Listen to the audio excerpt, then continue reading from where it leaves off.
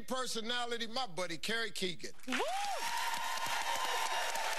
Well, ladies, let's get started. The series Naked and Afraid. It debuted on the Discovery Channel with record-breaking audience. It seems that everyone wanted to see survivalists try to get by in the wild with nothing, not even clothes on their back.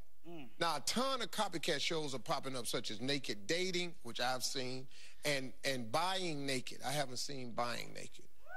Adrian, why are these people so into these shows? Anytime you put naked in the title, Steve, people are going to want to see it. I want to see naked, it. I'm just saying. Harvey naked. Surprise. Get your mind right. There is good naked and bad naked. Yeah. What's the good naked? The good naked is I can't talk about that on daytime TV. The bad naked is that. Who wants to see it? I mean, my Lord, it's shock TV at its best.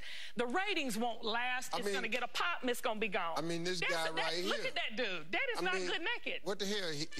He at your house. Why you need him?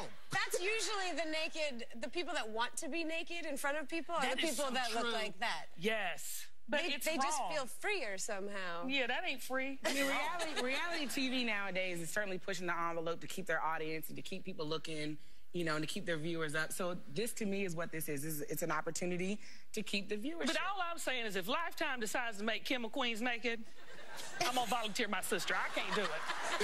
America can't handle all this naked. I'm telling you. You'd be surprised, though. You'd be surprised. Somebody wants to see you naked. Trust me, if this one button on this girdle pops, we all going down. Take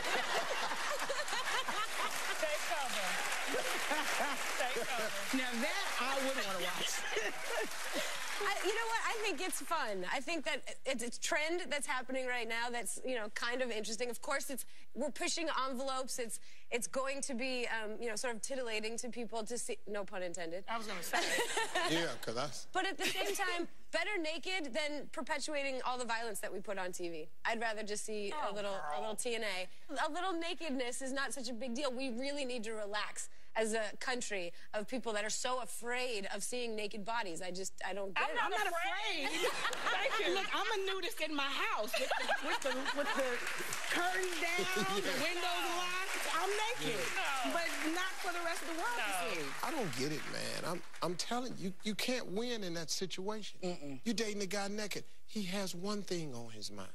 That's all. Well, you have no clothes. Yeah, you have no clothes to throw him off, to make him ask you about what you do for a living. What are your hopes and dreams? My dream is right there. Right there. This is a guy. This is a guy. All right. Truth. Okay, now, this ought to be right up your alley right here, Kim. Beauty queens often get attention for their looks, charm, and charisma. But that's not why the reigning Miss America is making headlines. After people discovered that she was kicked out of her college sorority and once interned at a Planned Parenthood clinic, that's all they wanted to focus on. Now, Adrian, should this be an issue because she got kicked out of a sorority and she worked at a Planned Parenthood place? No, it should not be an issue. Let the girl be Miss America. And I believe it was helping to prevent teenage pregnancy and so forth, which I connect to because when I was in high school, I worked for Grady Hospital, and I worked with kids in the middle schools talking about, you know, teen pregnancy and trying to prevent it, and just to tarnish, you know, this great achievement in her life with this Planned Parenthood thing is ridiculous. Yeah, but to whom much is given, much is required. Okay? Explain how that correlates. Let me tell you, because this woman has stepped into a role to represent you, me, you, all of you women out there, and if you can't take the heat, then get out the kitchen. But that's the gig. But your past comes and finds you in your future. But you can't always be judged by your past. Your past finds you. No, you can't be judged. I'm not saying she should be dethroned. Judged by I'm never saying she is going to prove by how she handles this scandal and this controversy if she really is Miss America. And how she should handle it is say, no comment. I miss America. No. I do not agree with that. Once you're in the public eye, you're not allowed to do that. No, you don't do no comment. That's all she has to do is comment. That's what you do as Miss America. You go around the world commenting on different things. That's all you do is comment. You don't do nothing else. No, you have to own your junk. But this is a path that she chose. If she didn't want to put it all out there, then don't be Miss America. But my question is, but my question is, what exactly did she do that was wrong? She worked as an intern. She hazed in her sorority, and she doesn't get hazed? She did the hazing. What I'm saying is, I've never been in a sorority, but hazing has a spectrum from waking up at 2 o'clock. I'm not talking about the specific incident. I'm talking about the responsibility and how she handles it as Miss America going forward. This is Miss America's moment to step in and be a mentor regardless of what she's done in her past. Gotcha. It's her power. What's she going to do with it? See, I agree with you. Whether I want to be or not, I have become a role model. As long as you have people following you and listening to you and patterning themselves, I have to become that. So it has made me more conscious as a man. I can't just what I was 15 years ago, what I did 30 years ago. I can't even begin to think of doing that anymore because there's too many people counting on me. And that's a part of it, and that's Miss America, some little girl in a pageant today wanting to be her. Yep. Okay, coming up next, we got more controversy, more conversation. Stay with us. We'll be back with the ladies, folks. Coming up next, we can do it together.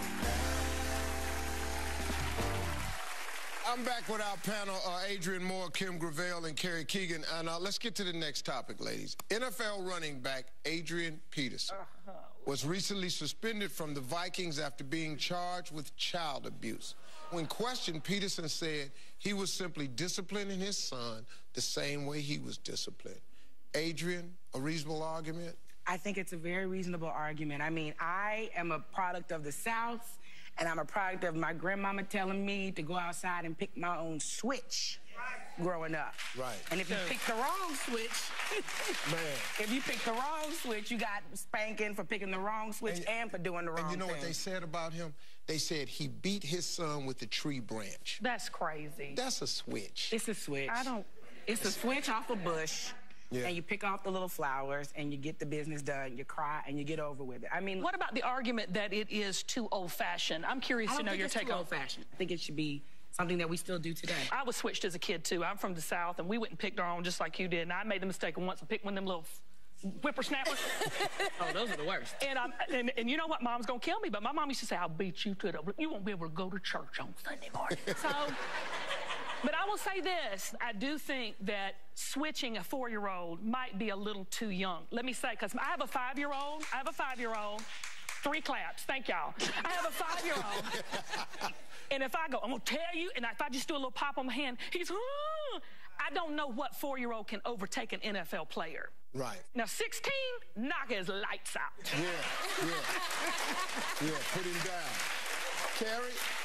I mean, I was spanked as a kid as well, but I think we are in a place right now in the world where it's a very slippery slope, and it's a very fine line between beating and spanking. And I think a lot of that has to do with the mental place that the parent is in when they're doing the hitting. Totally agree. And if they're in an angry place where it's not just about I'm going to scare you, it's about I am pissed off. Right. You may have just crossed that line. Right. I agree with you there. Now, here's the way this is my take on it. First of all, I believe that Adrian Peterson loves his children. I do too. Everybody coming down on this man like he's an archaic animal. Now, he said something that we all know to be true. If you from the South, you'd have had one of them. My father had a simple rule. Wherever you show out, that's where you get worked out. Oh, my daddy, if you cut up in aisle number 8 at the grocery store, aisle number 8 it is. My father, we not waiting until we get home. One lady came and told my daddy, you're spanking a child in public. He said, so? Well, hell, he just put that candy bar in his pocket in public. I stole a candy bar. I reached up on the shelf, got it, and put it in my jacket. I'm finna eat this candy bar. My daddy said, we ain't raising thieves in here. He put that cup right there, pulled his belt off, and beat my behind in the checkout line. And look where you are today. God is good. You go, girl. Look where you are today. And I'll take another beating by the checkout counter for another check just like this. Yes. All right, let's go to the next one. Now, plenty of people love dolls. There's a woman in New York who doesn't just collect them. She treats all 300 of her lifelike dolls as if they were her kids, cuddling them, walking them in strollers. She even has some made using her son's hair so they'd appear more lifelike. Adrian, does this sound crazy? Oh, God. It's weird, but I'm not mad at her because she's apparently turned this into an entrepreneurial enterprise. And I am one that never, as long as it's not causing any problems or hurting anybody, make your money.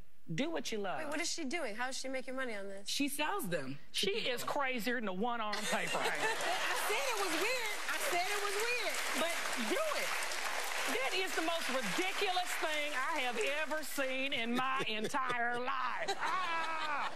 And did you see that doll had a leg spread in a wheelchair? Is she, I mean, come on. That's just crazy. But, okay. Get a job. Carrie. Well, apparently she's making money, so it is a job.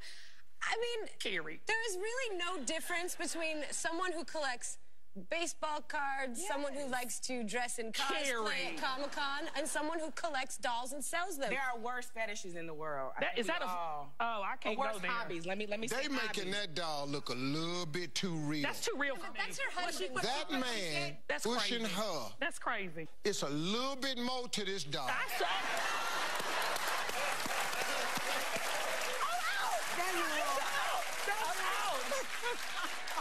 I can't. We gotta love people, y'all. Just love them right where they are.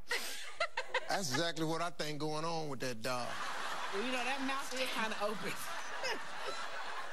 Hey, before we go to break, Carrie, tell me a little bit about your new project. I want everybody to know about it. I'm working with a charity. It's actually a really cool charity. It's all about creating awareness for male cancers, which is something that men don't like to talk about. So this is a very big deal. So it's Skyballs. Hashtag Skyballs, yes. It's very innovative, and it's a young charity. But it got your attention, didn't it? Skyballs. At least it's not falling balls. Old balls. Or blue. Male cancer Blue balls. Damn, we're going too far. Hey, folks, I want to say thanks to all my guests. Great time today. Be sure to catch Adrian in Orange is the New Black on Netflix and watch the new season of Kim of Queens on Lifetime. We'll be right back, folks. Coming up next, Steve learns